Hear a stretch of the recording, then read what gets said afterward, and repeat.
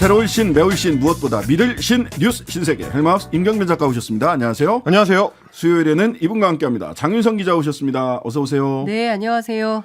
예, 어제 104만에서 정체입니다 했더니 바로 또 105만을 만들어 주셨어요. 야.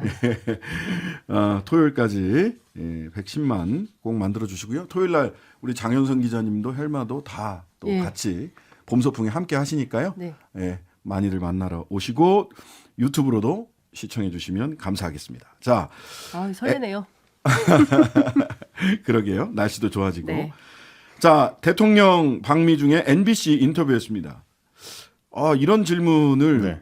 한국 기자가 대통령에게 할 수 있는 기회 그리고 할 수 있는 기자들의 이 기본이긴 한데 친구가 친구 염탐합니까? 네. 라고 도청에 대한 질문을 했고 여기에 대해서 대통령이 답변을 내놨습니다. 그렇습니다. 좀 논쟁이 될 수 있을 만한 내용이라서 좀 소개를 해드려야 될 것 같은데요. MBC 아니고 이제 미국의 NBC 방송이고요. 레스터 홀트라고 이제 NBC의 간판 앵커입니다. 저녁 뉴스 시간에 윤 대통령하고 인터뷰를 진행을 했는데 굉장히 좀 민감한 문제들, 미국에서 우리 정부를 도청한 사건, 혹은 뭐 대만과 관련된 사건 이런 것들을 이슈에 대한 집중 질문이 이어졌고요. 말씀하셨던 대목은 레스터 홀트 앵커가 이제 재질문을 하는 과정에서 나왔습니다. 이거는 이제 우리 대통령하고 우리 언론들이 인터뷰를 할 때 잘 안 나오는 장면이기 때문에 그래서 좀 민감하게 볼 수 있을 부분일 것 같은데요. 먼저는 뭐라고 질문을 했느냐면 워싱턴과 서울이 그러니까 도청을 통해서 유출된 대화가 수정됐을 수 있다라고 시사를 했지만 미국이 한국을 도청하고 있었던 것으로 보인다. 이렇게 하면서 다른 설명이 있었느냐라고 물었습니다. 그랬더니 윤 대통령이 해당 그 도청 관련된 그 유출 문건 내용이 사실과 다른 부분이 많다고 보고를 받았다. 이렇게 전제를 한 뒤에 이 사안은 한미동맹을 지지하는 철통 같은 신뢰를 흔들 이유가 되지 않는다. 자유와 같은 공유된 가치를 우리 동맹이 바탕을 하고 있기 때문이다라고 이제 동맹을 강조하는, 그러니까 신뢰를 강조하는 답변을 했는데요. 이건 뭐 저희처럼 이제 언론이나 그 보도를 많이 보는 사람들 입장에서 봤을 때는 일단 아마 1차적인 그 준비된 답변인 것 같습니다. 네. 근데 이제 홀트 앵커가 이 부분은 좀 파고들어서 그러니까 친구라는 단어를 직접 꺼냈습니다. 신뢰관계를 얘기를 했기 때문에 친구가 친구를 염탐하느냐라고 이제 재질문을 했습니다. 스파이 온이라는 단어를 사용했습니다. 네. 그랬더니 이제 윤 대통령이 일단 일반적으로는 그렇게 하지 않는다고 생각한다. 친구끼리는. 그렇습니다. 답변을 한 뒤에 좀 우리 언론들에서는 조금 이제 해석이 엇갈리는 답변을 했는데 제가 이제 원문을 찾아봤을 때는 이렇게 해석이 되는 답변이었습니다. 일반적으로 현실 세계에서는 국가 간에 금지되는 그런 행위는 아니라고 생각합니다. 그러니까 국가 간에는 그 도청할 수 있다. 그런 얘기네요. 친구끼리는 안 되지만. 그렇습니다. 그러면서도 가장 중요한 것은 신뢰다. 신뢰가 있으면 흔들리지 않는다라는 점을 재차 강조했습니다. 도청이 우리의 신뢰를 흔들 수 없다. 그러니까 이게 뭐가 문제냐면요. 금지가 되죠. 합법적인 도청이 어디가 있습니까? 그러니까 이를테면 이게 김태효 1차장이 무슨 악의를 가지고 했겠냐, 도청을, 뭐 이런 얘기를 해서 빈축을 사고 논란이 된 바 있는데 우리 대통령의 인식이 똑같은 겁니다. 그러니까 지금 이게 일반적으로 금지되지 않는다라고 이제 얘기를 했어요. 근데 MBC 홀트 앵커가 그 별도의 기사를 또 한 건을 썼거든요. 네. 그 대통령 인터뷰하고 별건의 기사를 또 썼는데 이제 거기에서는 어떤 표현을 쓰냐면 윤석열 대통령이 미국이 동맹국에 대한 스파이 활동을 폭로하는 데 대해서 어색함. 그러니까 미국 쪽이 이제 약간 옹색해졌다, 거북하다, 뭐 이런 뜻을 인정하면서도 양국 관계는 높은 수준의 신뢰를 바탕으로 구축됐다. 믿음이 있으면 흔들리지 않는다라고 말했다라고 표현을 하고 있습니다. 그러니까 전반적으로 보면 이게 법조인이잖아요, 우리 대통령도. 네. 법률적으로 도청이 금지돼 있다는 건 누구나 아는 일반 상식에 해당됨에도 불구하고 이걸 상당히 머뭇거리면서 양해해 주는 듯한 이렇게까지 해야 되나라는 생각이 좀 들고 그에 대해서 홀트 앵커는 좀 약간 어이없는 차원에서 다시 한번 재차 질문한 게 아닌가. 그러니까 기자들 입장에서 보면 답변이 좀 불충분하다고 생각할 때는 꼬리에 꼬리를 물고 계속 들어가면서 인터뷰를 하는데 그렇죠. 그거의 전형적인 질문이었다 이렇게 보입니다.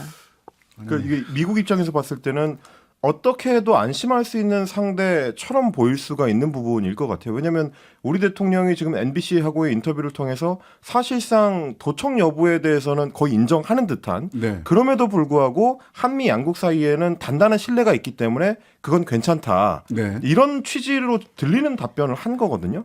그럼 우리 국민들이 봤을 때는 왜 우리 대통령이 미국의 도청 문제에 대해서 우리 심지어 대통령실을 상대로 한 도청인데도 불구하고 가벼운 항의조차 하지 못하느냐 이런 의문을 좀 가질 수밖에 없는 대목이 아닌가 싶습니다.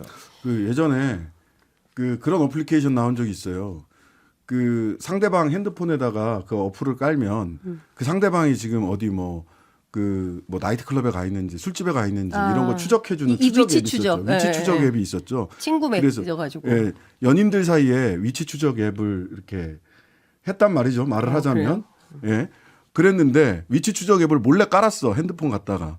그럼에도 불구하고 아니야. 우리 사랑 변치 않아. 한쪽에서는 못 믿어서 너 어디가 있는지 내가 못 믿겠다 해서 위치 추적 앱을 깔았는데 아니야. 우리 오빠 그렇지 않아. 우리 무슨 영자 씨 절대 그렇지 않아. 우리 얼마나 사랑하는데 신뢰가 있다면 우리 사랑은 흔들리지 않아. 비록 위치 추적 앱을 나도 몰래 그 사람이 깔았다고 하더라도 우리의 신뢰, 우리의 사랑은 변치 않아. 이게 자칫하면 스토커 되는 거 아닙니까? 이러다가. 그런 경우를 보통은 신뢰가 없는 관계라고 하긴 하거든요. 그러니까요. 못 믿어서 이제 도청을 하는 걸 테니까요. 그러니까 저는 이번 답답하네요. 인터뷰에서 이제 우리 대통령이 한 얘기도 그렇지만 미국 기자가 바이든이 윤석열 대통령에게 한국과 오랫동안 골치 아픈 관계를 맺어왔던 일본과의 관계 개선을 계속 독려할 걸로 보인다. 네. 이런 얘기를 하기도 했고요. 그리고 이제 그 설리번 국가안보보좌관이 이제 미국에 대한 신뢰 그것을 분명히 강조를 하면서도 또 우크라이나 전쟁 같은 국제 문제도 반드시 논의한다 이렇게 얘기한 것도 그렇고요.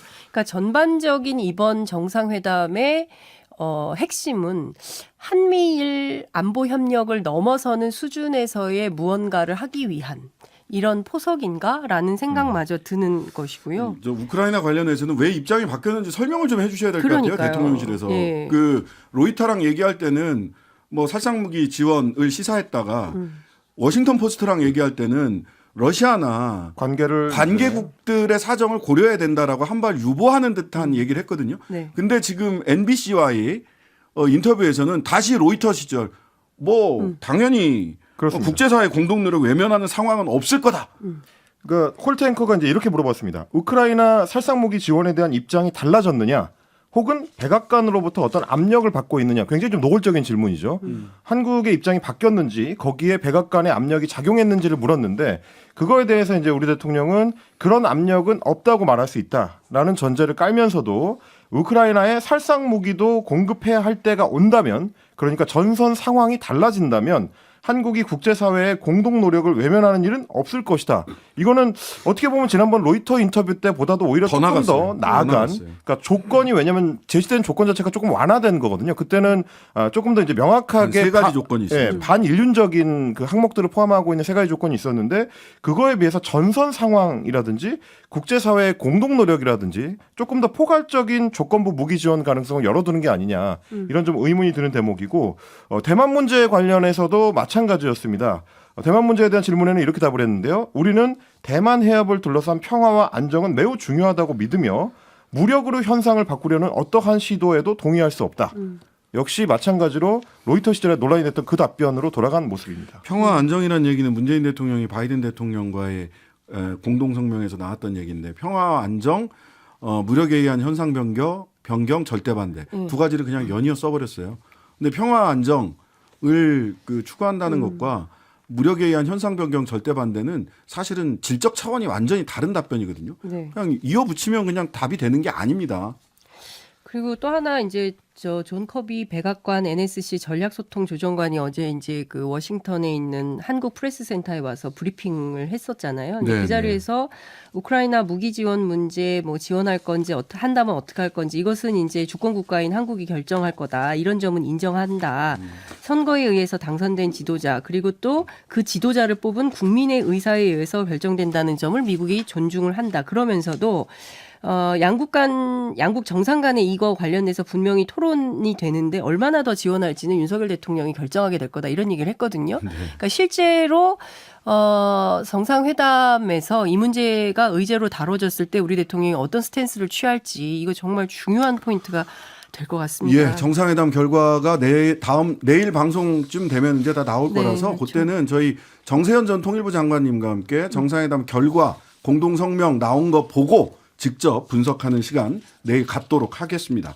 자, 넷플릭스 김건희 여사에게 중간중간 보고했고 뭐 노력했다 이런 취지에 이것도 이름 달고 하셔야 되는데 그냥 대통령실 관계자가 이렇게 브리핑을 했어요. 이거 계속 논란이 되고 있습니다. 그러니까 기자들 이게 대통령실 출입 기자들 뭐 이렇게 다 누군지는 알죠. 누군지는 아는데 골간에 있지 않아요. 아, 그래요? 예, 아니 그러니까 물론 대통령실 직원이죠. 핵심 관계자입니다. 그런데 이분이 왜 어떤 골간을 통해서 김 여사에게 보고할 수 있었는지 그 보고 체계는 좀 이상합니다. 예. 예, 그렇기 때문에 관련해서 이건 기자들 취재도 필요하고요. 그리고 야당도 좀 따져 물어야 될 것 같아요. 국회 운영위를 통해서 김건희 네. 여사가 왜 이건 사실 국정 운영과 관련된 대목입니다. 선출되지 경제 않은 현안이에요. 권력, 그다음에 법적으로 위임된 권한이 전혀 없는 분이세요. 네. 예. 근데 이런 부분으로 가는 것에 대해서는 좀 살펴보고 따져봐야 되는 대목이 분명하게 있다. 이렇게 봐야 될 것 같습니다. 자, 야당에서는 뭐라고 비판했나요? 이번에 이 사안에 대해서 민주당에서는 대통령이 2명이냐라면서 좀 강력하게 비판을 하고 나섰습니다. 청와대 정무비서관을 지냈던 복기왕 전 비서관 같은 경우에 일단 어제 이제 좌석 배치, 그 접견 현장의 좌석 배치를 문제를 삼았는데 네네. 저희가 이제 화면을 좀 준비를 해봤는데 유튜브로 시청하시는 분들은 보실 수가 있습니다. 화면 보시면 넷플릭스의 CEO가 가운데 앉아 있고요. 그리고 대통령이 이제 그 옆에 나란히 앉아 있고 김건희 여사가 대통령이 옆에 앉아 있는 게 아니라 넷플릭스 CEO를 가운데 두고 양쪽에 앉아 있죠. 대통령과 양쪽에 나란히 앉아 있는 그런 형식으로 돼 있습니다. 그러니까 보통 이런 자리가 만들어지면 대통령 옆자리에 영부인이 앉는 구도로 배치하는 게 이제 일반적인데 이건 굉장히 이상하다라는 게 복기왕 전 비서관의 이제 지적입니다.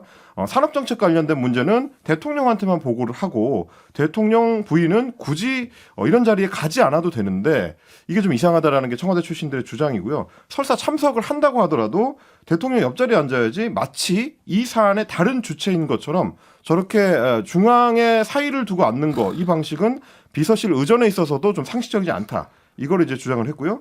박수현 전 국민소통수석, 청와대 국민소통수석 같은 경우도 오늘 MBC 라디오 김종대 시선집중에 출연을 해가지고 김건희 여사가 개인적으로는 관심이 특별히 있을 수는 있고 그럴 경우에는 보고를 했을 수 있다고 본다. 이렇게 전제를 하면서도 그걸 대통령실이 기자들한테 공식적으로 그렇게 했다라고 브리핑을 하는 건 다른 문제다. 김건희 여사가 국정 전반에 관여하는 것처럼 오해를 일으킬 수 있는 잘못된 것이다라고 지적을 했습니다. 그 대통령실 그 핵심 관계자가 기자들 상대로 브리핑을 하면서 사실상 이 넷플릭스 협상이 어떻게 됐는지 막전막후를 설명을 하면서 네. 김건희 여사의 역할이 얼마나 중요했는지를 충분히 설명을 하고 있어요. 아, 그래요? 예, 그런 내용들이 좀 나와 있는데 그 중에서 이제 그 핵심적으로 나와 있는 것은 뭐 중간중간 진행되는 부분을 대통령께 먼저 보고하고 그리고 컨텐츠 관련해서 관심이 꽤 많았던 영부인께도 진행 상황을 보고드린 적이 있다. 본인을 석 달 정도 넷플릭스 관련된 행사를 준비해 왔던 사람으로서 이런 자격을 가지고 얘기를 하는데 대통령실 관계자입니다. 관계자고 이분이 이제 오랫동안 대통령실에서 역할을 했던 사람인데 이거 도무지 납득할 수 없는 수준의 내용들이 나오는 거예요. 그러니까 별도로 접견했다. 라는 얘기도 나오거든요. 그러니까 넷플릭스 관계자들을 여사가 별도로 접견했다라는 얘기도 나옵니다. 그러니까 보고도 별도로 하고 또 별도로 접견을 한 거니까 이것은 집무실도 같이 쓰잖아요. 2층, 5층. 그러니까 여사를 위한 별도의 뭔가 그 국정 운영 상황이 지원 체계가 있다는 거죠. 그렇죠. 그렇다는 얘기가 되는 겁니다. 그렇기 때문에 이것은 국회 운영위원회를 열어서 따져봐야 돼요. 도대체 어떤 상황인 건지 대통령실이 어떻게 운영되고 있는지 점검이 필요한 단계다. 이렇게 네, 보입니다. 자, 국민의힘 반대로, 쪽에서는 뭐라고 네. 얘기하나요? 국민의힘에서는 지금 이제 야당의 이러한 지적이 좀 무리한 지적이다라고 반박을 했습니다. SBS 라디오에 출연한 최형두 국민의힘 의원 같은 경우는 그러면 대통령 부인은 이런 일정에 대해서 아무것도 몰라야 되느냐라고 반문을 하면서 그건 말이 안 된다라고 목소리를 높였습니다. 그러면서 이제 김 여사가 코바나 컨텐츠 대표이던 시절에 전시 기획을 많이 해서 성공시켰다 이걸 거론을 하면서 흥행의 매지션, 그러니까 흥행의 마법사라고 할 만한 그런 너무 평가를 받은 분이다. 아니 그렇죠. 흥행의 마법사도 좋고 뭐 네. 직전에 무슨 역할을 했는지 다 좋습니다. 그렇지만요. 그러려면 공식적인 직함을 가지고 역할을 맡아야죠. 그러니까 선출되거나 아니면 임명되거나 어떤 공적 라인에 있으면서 보고도 받고 보고도 하고 이렇게 돼야 공적인 라인이 서 있는 거잖아요. 그런데 우리 김건희 여사는 지금 공적 체계 안에 있는 분이 아니에요. 대통령의 배우자일 뿐입니다. 대통령의 배우자가 공적 조직을 통해서 똑같이 대통령하고 같은 경로로 별도로 만나고 별도로 보고를 한다. 이게 근데 국정 운영과 관련된 것이고 심지어 어떤 당부도 하냐면 신인 배우, 신인 감독을 발굴하고 육성하는데 넷플릭스가 적극적으로 나서달라. 그러니까 이전에 뭐 북한에 대해서 강하게 해라 등등에 대해서 정책적으로 언급하는 발언을 넘어서서 실제로 국정 운영에 개입하고 있는 어떠한 단서가 나오기 시작한다고 한다면 이 부분은 당연히 국회 차원에서 따져봐야죠. 게다가 이제 진행자께서도 아까 짚어주셨습니다만은 이걸 이제 단순히 비서실 혹은 뭐 의전과 관련된 부속실을 공유하는 차원으로 쉽게 보면 안 되는 것이 지금 이제 청와대 출신의 이 고위공직자 출신인 분들이 계속 지적하는 게 차라리 제2부속실이 실제로 존재를 한다면 거기서 공식적으로 대통령 부인을 이제 보좌하는 역할이 주어져 있다면 그거까지는 이해할 수 있다. 그런데 지금 이제 김건희 여사 같은 경우는 공식적으로 보좌하는 기구가 없는 상태로 사실상 대통령과 부속실을 공유하는 상황이기 때문에 이건 굉장히 부자연스럽고 매우 부적절하다. 이런 지적조차도 지금 하고 있는 상황입니다. 제2부속실을 만들지 않겠다는 기조는 윤석열 대통령 후보 시절에 약속했던 조용한 내조에 입각한 것이었습니다. 완전히 그러니까- 거꾸로 갔죠 취지가. 그러니까 조용한 내조를 하기 때문에 그 제2부속실이 필요 없을 거라고 판단해서 안 만들었던 거예요. 그런데 지금 상황은 정치인을 방불케 할 정도의 수준으로 일정을 많이 잡고 광폭 행보를 하고 있고 실제 대한민국 국정과 관련된 내용에 언급하고 관여하는 듯한 모습이 비춰지고 그게 국민들로부터 의혹이 된다면 이것은 짚어보고 살펴보고 따져봐야 될 문제다 이런 생각이 드는 겁니다. 과거에는 비선 실세 논란이 있었는데 여기는 공개 실세 동선과 메시지를 내고 계시다.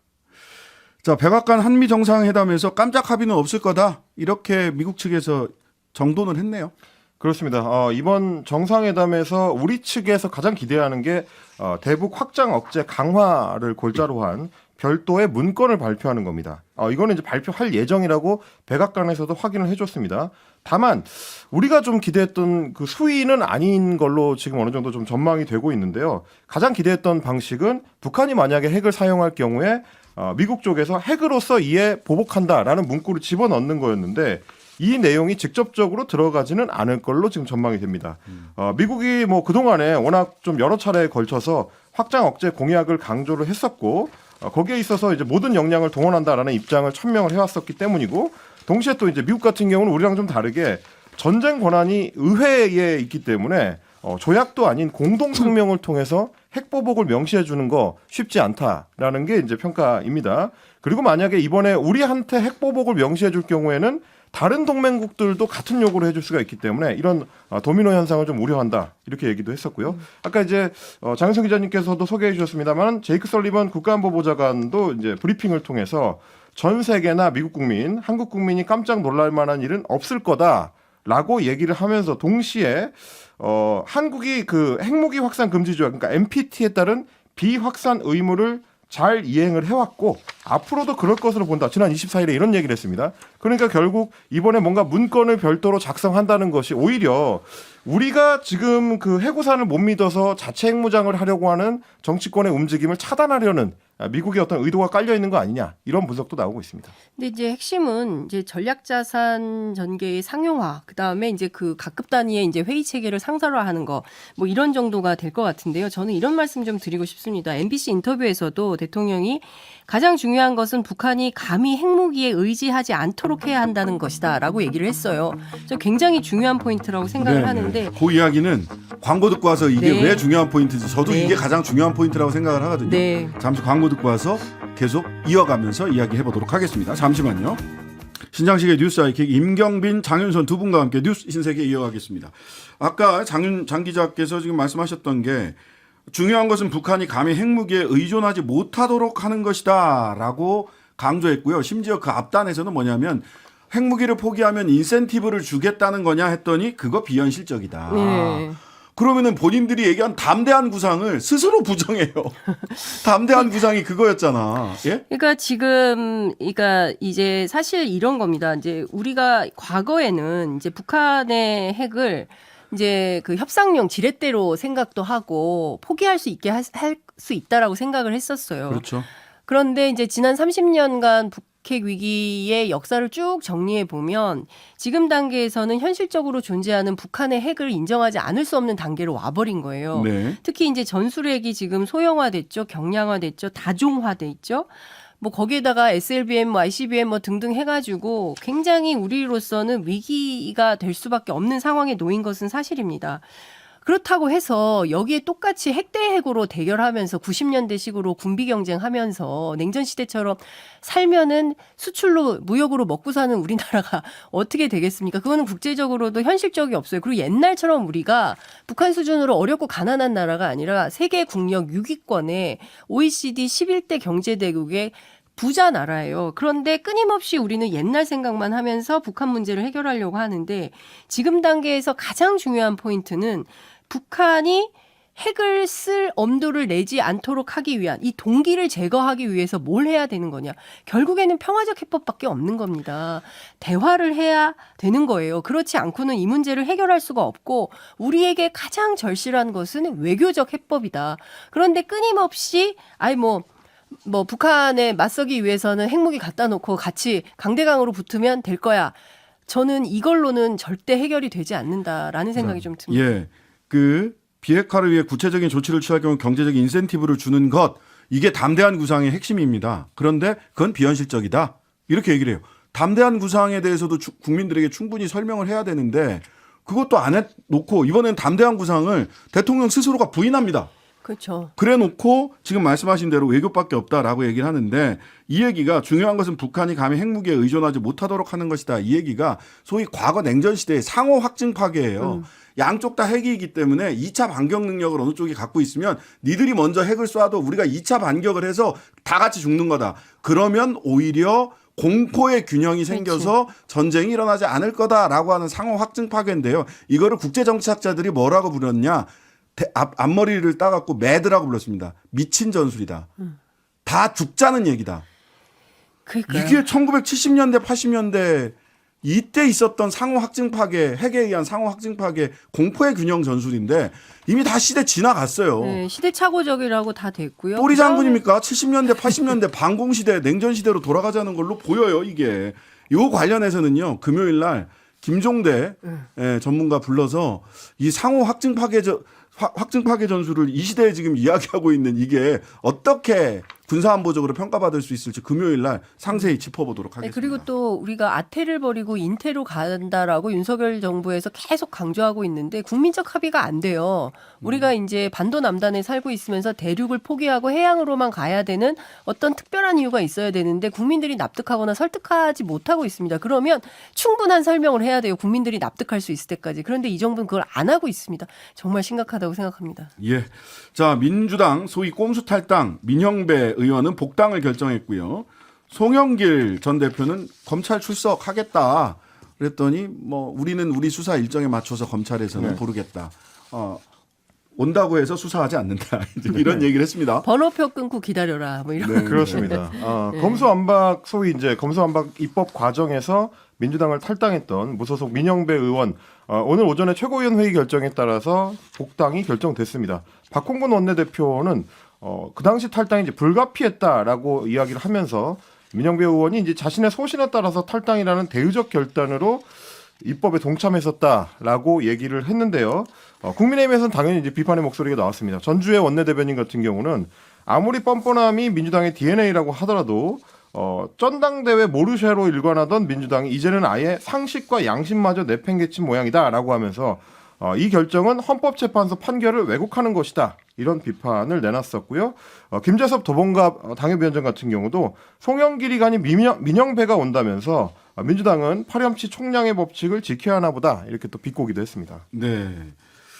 자, 또 그리고 김의겸 의원이 송영길 전 대표 언론 창구 역할 맡았다. 이런 소식도 전해졌어요. 예, 오전에 이제 그런 보도가 나왔었는데 오후에 이제 김의겸 의원실에서 다시 이제 언론사에 이제 설명을 하기를 송영길 전 대표 쪽에서 이걸 취소했다라는 얘기였습니다. 네. 원래는 이제 송 전 대표가 개인적인 친분으로 이런 부탁을 했는데 불필요한 오해를 사고 있다. 그래서 언론 창구는 다른 사람에게 부탁하겠다라고 정리가 됐다는 거고요.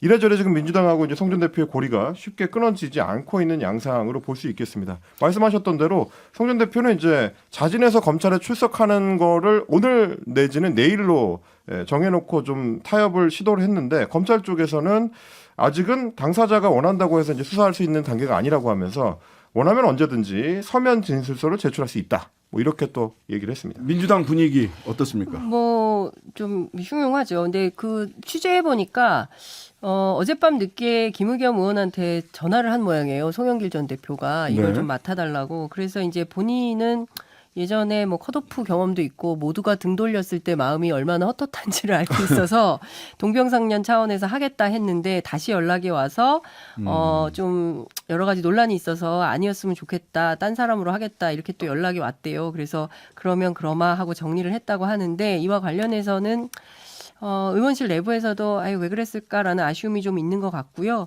그리고 그 밖에 다른 송쪽 사람들한테 그 취재를 해보니까 뭐 친분은 있으나 당원이 아니므로 송 측의 누군가가 언론을 만든 것은 문제가 있다라는 당 내부의 판단이 있다. 그래서 그렇죠. 송도 송 나름대로 개별적으로 다른 사람들을 언론 담당으로 하지 않을까라는 생각이 든다고 얘기를 하고요. 탈당했기 때문에 이제는 민주당 사람이 아니어서 그와 관련된 역할을 대신 맡아주는 것도 부적절하다. 이런 얘기도 나오고 있습니다. 네, 뉴스 신세계 지금까지 헬마우스 임경빈 작가, 장윤성 기자였습니다. 감사합니다. 네, 고맙습니다. 고맙습니다. 하루 종일 기다려지는 진짜 시사. 평일 저녁 6시 5분 신장식의 뉴스 하이킥.